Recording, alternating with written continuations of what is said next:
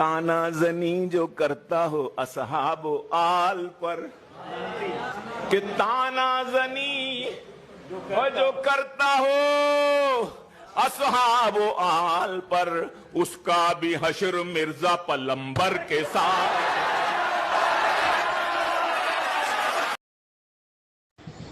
السلام علیکم ورحمۃ اللہ وبرکاتہ۔ شیخنا حضرت کیا حال چال، خیریت سے ہیں؟ سید سلمان گیلانی میں حاضر ہوں آپ کی بارگاہ عالیہ میں۔ میں آپ کی ویڈیوز نہایت اشتیاق سے سنتا ہوں۔ جو آپ مرزے کی جو آپ باتوں کر دیتے ہیں اس سے بہت فائدہ ہوتا ہے۔ ہمارے مطلب خاندان میں یہ بیماری آ چکی ہے، نئے بچوں میں، بھتیجوں بھانجوں میں، اس کو سن کے طرح طرح کے سوالات مجھ سے کرتے تھے، اور مجھ سے اپنے حد تک تو بس یہی جواب ہوتا تھا کہ بھائی اکابر اور اسلاف کا جو رستہ ہے اس کو نہیں چھوڑنا۔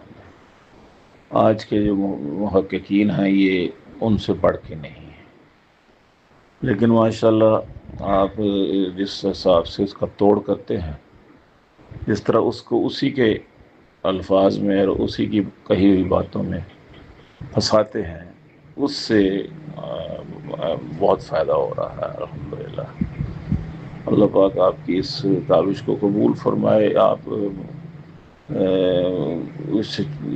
یہ میں کہتا ہوں کہ یہ دجالی فتنے ہیں۔ مرزا قادیاں والا تو چلو بڑا دجال تھا، لیکن حضرت یہ بھی اس سے کم نہیں ہے، اس لیے کہ یہ نوجوانوں میں بہت، یعنی وہ تو کھلم کھلا ہو گیا نا، لیکن یہ خفیہ طریقے سے اکابر سے، بزرگوں سے، صحابہ کرام سے، اسلام سے، اسلام کی روح سے، تصوف سے، احسان سے، سلوک سے برگشتہ کر رہا ہے۔